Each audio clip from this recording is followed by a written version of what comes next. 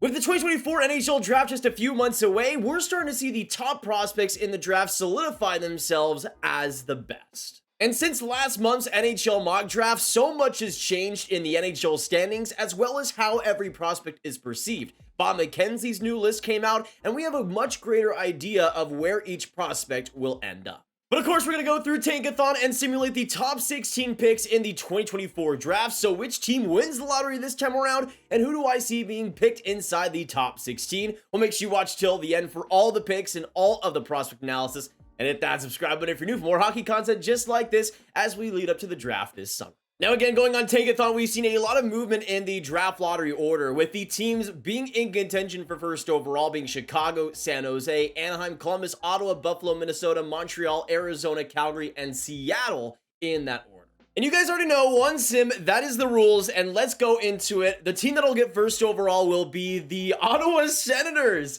rising up 4 spots, the Calgary Flames as well rising up 8 spots to get number 1 and number 2. Now we're going to see who Calgary and Ottawa end up selecting with those number 1 and number 2 picks, as well as the rest of the top 16. But first, let's talk about today's sponsor in Sleeper Fantasy. I love using the Sleeper Fantasy app, man. It's the best way to put your hockey knowledge and turn that into real money. All you got to do to win big is to pick more or less on your favorite players in any sport. For today's NHL action, I actually went for a couple oddball picks here. First, with Jared Tenorti, higher than 1.5 blocks. Right now, he's 14th in blocks per 60 in the entire NHL, and I wanted to go for an interesting one here today. I also got Alexi Lafreniere, higher than 2.5 shots. He's been really feeling it. I think he has 3 shots on goal in his last 4 games. And then I got Leon Draisaitl as a less oddball pick, higher than 0.5 assists versus Anaheim. I think Edmonton's going to go off and be really in revenge mode after that loss versus Vegas. To make your own daily NHL picks, go to the description, click on the link, download Sleeper Fantasy, and make sure you use promo code GRAV on your first deposit, and you can get up to a $500 match. Plus, if you want to make picks on the Super Bowl, they got you covered too. Every time you guys sign up, it helps the channel. Thank you guys so much for the support there. And of course, thank you to Sleeper Fantasy for sponsoring today's video.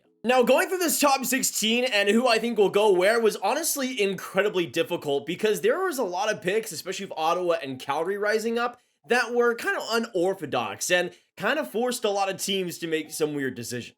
In saying that though, the Ottawa Senators still had the easiest choice out of anybody in the top 16, and they would end up selecting with the first overall pick, Macklin Celebrini. Now, the Senators haven't exactly had the greatest history with first overall picks, but I think Celebrini will buck that trend. As a future first-line center, this is a winner through and through, and an absolute bulldog that will change, I think, the scope and I think the locker room of that Senators franchise and bring another player in that really cares about winning in every single way. You can see just what he's been able to do in the NCAA and everything throughout. Of course, you got Brady Tkachuk as a Terriers alum, and you'll have Celebrini as a Terriers alum as well. Those two together would be really interesting. I don't think Ottawa needs another center, considering they have Stützle and Norris, but I don't think they can afford to not take the best player available. Maybe they end up trading the pick, but most often the teams will end up selecting the guy they know will be the superstar, and Celebrini will be that. Maybe they transition Stützle to the wing. I don't know what they're going to end up doing if this happens, but Celebrini will be a rock star for the Sens, and that's what matters most. Next up, let's go on to second overall, another Canadian team rising inside the top 3 with the Calgary Flames. And I think it will come over a defenseman, even though I don't think they're the best players available. I think Calgary will see it that way, especially as a future need. Some of this does depend on if they're able to re-sign Hanifin, but even if they are, I think they still could use another top 4D for the future. It really will go down between Aron Levshunov and Anton Silayev, and I could see Silayev maybe being more of a stylistic need, but at the same time, I think the Flames will probably go for their best player available and select Artyom Levshunov second overall. We talked about the tools in the prospect ranking video a few days ago, and there is so much to love there with the skating and the offensive determination. This guy just has so much to work with in his tool set. Getting that brain to turn a page will be the big question. I think for Levshunov, he could be a beast for this Flames team. And I'm just saying for the Flames, you could have a top 6 of a Weegar, Levshunov, Hanifin, Anderson, top 4, and then maybe a bottom pair of Antoine Morin and Jeremy Poirier. I mean, the options will be nutty. Next up, we move on to third overall and the Chicago Blackhawks, who are looking to add another core piece for the future and will probably be drafting the highest they will for a very long time as Bedard makes that team even better. But with third overall, I think it really does come down to Kane Lindstrom and Anton Silayev. The reason why I think Silayev could be in play is just the stylistic need with the physical traits, the defensive acumen, the skating pedigree is really good there, and the potential could be big as a mobile defensive D. But they already have two big-time left-handed D in Korchinski and Vlasic, and I just don't know if they would add another one. So third overall, I think they will select Kane Lindstrom, who provides some size onto that top six that I think they will be lacking in the future, but a fantastic skating profile, so much skill. This to me would be a brilliant pick by Chicago, and he'd be a perfect player to match up with a Connor Bedard and bring a lot of what maybe Bedard can't bring. With Lindstrom, though, he can match up well and put up some major points too. Definitely one of the rawer players inside the top 10, but same thing with Anton Silayev. With Lindstrom, he has so much potential in the future, and I could absolutely see him becoming one of the best forwards in this draft. Next up, number 4, and the San Jose Sharks. To me, this will be no question. If Anton Silayev is available, the San Jose Sharks are going to draft him. They don't really have much of a concern drafting Russian prospects over the past years. I don't think that'll be a question here again. With the Sharks, they need defense. They need somebody in that prospect pool that could have big potential in the system. I think Silayev definitely checks that box. As a 6'7", 207-pound D, the Sharks have already kind of prioritize size, especially in the middle rounds, but I think getting Silayev will be a big boost to the defensive prospect pool, and you can see this here in the KHL doing pretty solid points-wise, but getting more and more adjusted. This could be a really interesting player. I'm not quite sure if he'll be the guy on San Jose's defense, but I think he's maybe a number 2 mobile defensive D with some big physical traits. I think San Jose would be all over him. And with more offensive D like Havelid and Cagnoni coming up, I think Silayev will fit that defensive need pretty well. Next up, we move on to number 5 and the Anaheim Ducks, and really these next few picks are wild because some key players are off the board already, and I think we could see some pretty big surprises here. With Anaheim at number 5, it's kind of interesting because I think Sam Dickinson stylistically could be a pretty natural fit in the Ducks system, but again, he's a left-handed D. They already got Zellweger and Mintyukov, and I just don't see them adding another with a top pick. To me, the guy at number 5 might end up being Cole Eiserman, who with Anaheim's system is interesting. We've seen them a lot, maybe go after more responsible players, bigger players. But I think Eiserman might be somebody that Paverbeek still likes for the physical presence he's able to bring and that goal-scoring opportunity. Again, we've been talking about Eiserman a lot this year as a goal scorer, but not much else. But I think in Anaheim's system, they could use that, and they could use another dynamic top 6 forward. I mean, they got so much in the future, but I think considering Sam Dickinson not really being the guy they need at that spot, I think Eiserman might end up being the selection. Next up, we go on to the Columbus Blue Jackets at number 6 here, and this is one that I went back and forth on what I actually thought could happen here. I was thinking maybe Sam Dickinson could be a fit, but they already got Werenski, they already got Provorov, they already got Matejchuk coming up on the left side, and even though stylistically he could be a fit there defensively, I just don't think it's going to end up working out. To me, the player that makes the most sense for what they need, as well as more defensive acumen, is Konsta Helenius, who is high on many people's boards for a good reason with his scoring and the defensive traits that he's been able to show in the Liga this year. I'm not as high on the potential there, but I think as a middle 6 center who brings some solid defensive ability, a great awareness of the game, I mean, Columbus is going to like a player like that and have a consistent, steady guy on that top 9. Then going on to the Buffalo Sabres at number 7. This one is a fascinating one because there is so many different players they could go for. They could go for a Catton, they could go for a Demidov, which I think maybe in the past they would have gone for. But I think with how little results there have been with this team and how little there was Now we go on to the Buffalo Sabres at number 7, which I'm going to be honest, it is a wild west trying to predict what they could end up doing at this draft because, again, it's a question of what they need, what they would even go for. I think in the past, Ivan Demidov probably would have been the pick, absolutely. But I'm going to go off the board a little bit here, and I think Buffalo will end up selecting Iginla. I think for Buffalo, they might realize here that they have a lack of players that just frankly give a crap on every single shift, and Iginla gives a crap. Every single shift, every second of his friggin' life. This guy is determined, he's relentless, and what he's been able to show in the WHL this year, Kelowna, has been amazing. The goal scoring, the consistency of his skating. This is a guy that just joins the rush, is a brilliant forechecker, and I think Buffalo's going to really want to have him on that middle 6.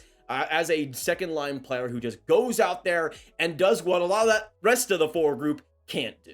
Then we go on to number 8 and the Minnesota Wild, and man, these just continue to be the hardest choices of all time because this one actually might be the hardest of all of these teams so far. Does Minnesota go for Ivan Demidov or Sam Dickinson? To me, it's between these two guys far and away. And of course, with how Minnesota has trended towards Russian players in the past, I could absolutely see them going for Demidov, going for that high-end talent, which I could absolutely see happening. But I also think considering Minnesota's defense and the question marks in the future, really besides Brock Faber, I think they will end up selecting Dickinson with that 8th overall pick. Especially as a left-handed D, they don't got a lot of that in that system. Really, Brodin is the only one that matches up incredibly in the future. You got Spurgeon there as well, and Brock Faber, of course, in that defense. But I think Sam Dickinson will round it out in the future once the last little core is gone. But I think especially alongside Faber as a pass-first guy who could bring some great skating ability, he could be really interesting in Minnesota's defense, and I think could be a pretty good fit here too. Next up, let's go on to the 9th overall pick with the Montreal Canadiens, and they always love making these picks interesting. I think that will continue in the 2024 NHL Draft. People might be clamoring for an Ivan Demidov. I'm just going to say right now, they weren't going to select Matvei Michkov. They are definitely not going to select Ivan Demidov. Berkly Catton could be a fit, but I think considering some of the inconsistencies in his game and lack of defensive play, I think it might scare Montreal off, especially considering that size as well. And considering what Montreal prioritizes with that leadership in the locker room, size as well recently, I think they will end up selecting out of the Windsor Spitfires, Liam Greentree.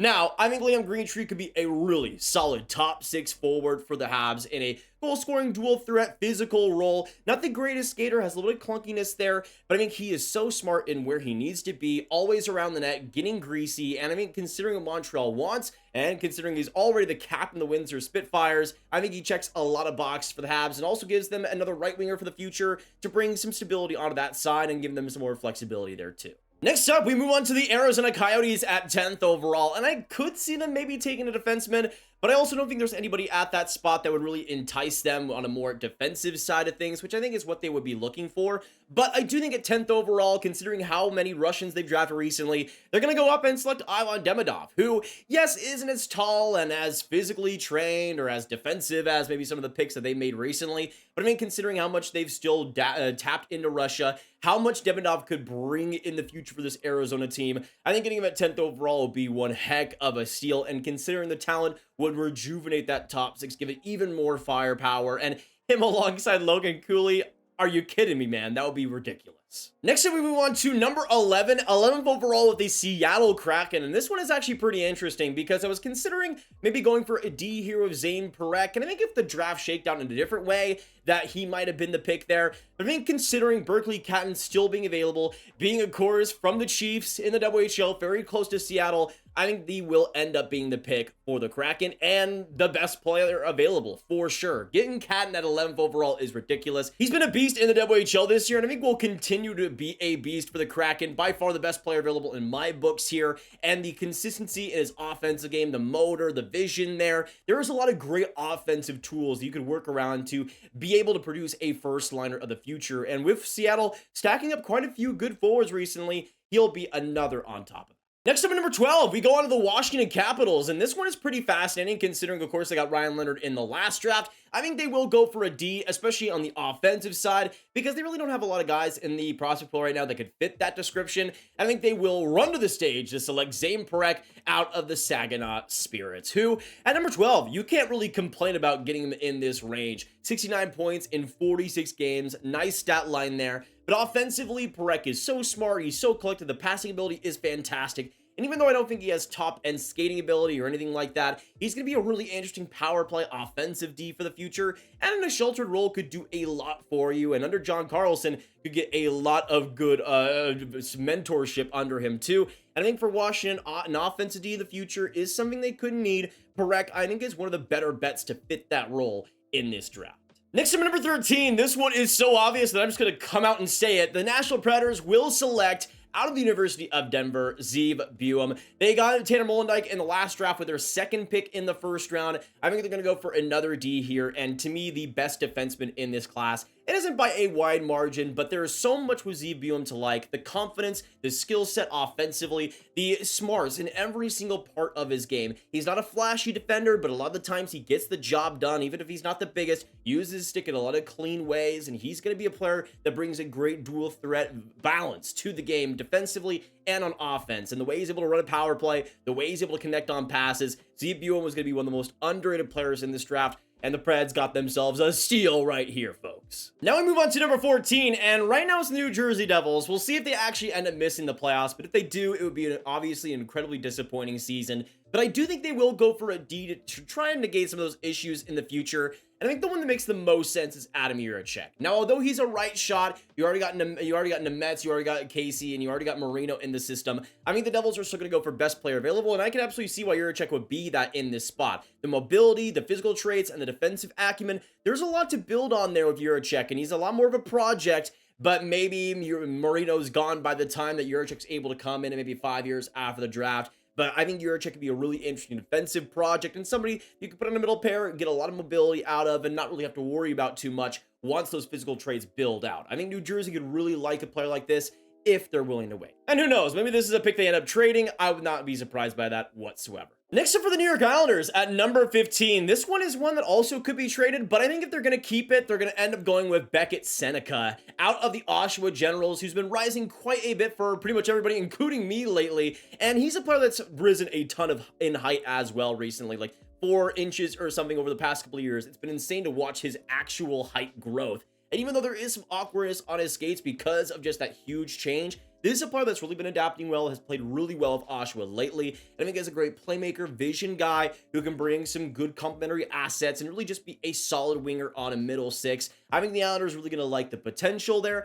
as well as just the surety in a project like that. A guy that will play NHL games and will be solid in them. And now we go on to the last pick inside the top 16, and this one's actually the San Jose Sharks via the Pittsburgh Penguins Erik Karlsson pick trade. So this is the second Sharks pick inside the top 16. They, of course, already went for a D in Anton Silayev. And I think they'll go for a forward here with this next pick and select Trevor Connolly. 6'1", 161 pounds, the playmaking that he has, the vision with the puck. I mean, this guy is going to be a puck wizard for the San Jose Sharks. Alongside Will Smith is going to bring so much creativity in the offensive zone, so much of passion with the puck. I mean, this is going to be a guy that can do things that not a lot of other prospects can do in this draft class. Has been great with Tri-City in the USHL this year as well. I think the Sharks are really going to like a player like that. Probably in terms of talent, a top 10 guy, they get at number 16. Number 16. That's going to be it for today's mock draft simulation. Hopefully you guys did enjoy. If you did, hit that like button, hit that subscribe button, hit that notification bell. Comment down below. What did you guys agree? What did you guys disagree with my list? And what do you guys see the top 5, top 10, top 16 looking like? Let us know all your thoughts. Of course, make sure you share a video with all the hockey fans you guys know online, especially fans of teams that are in a rough spot right now, because they could use this video to see where they might end up. And of course, make sure you click on this card for all my 2024 draft content right in one playlist. My name is Nathan. Please have a fantastic hockey day, and I will see you in the next one.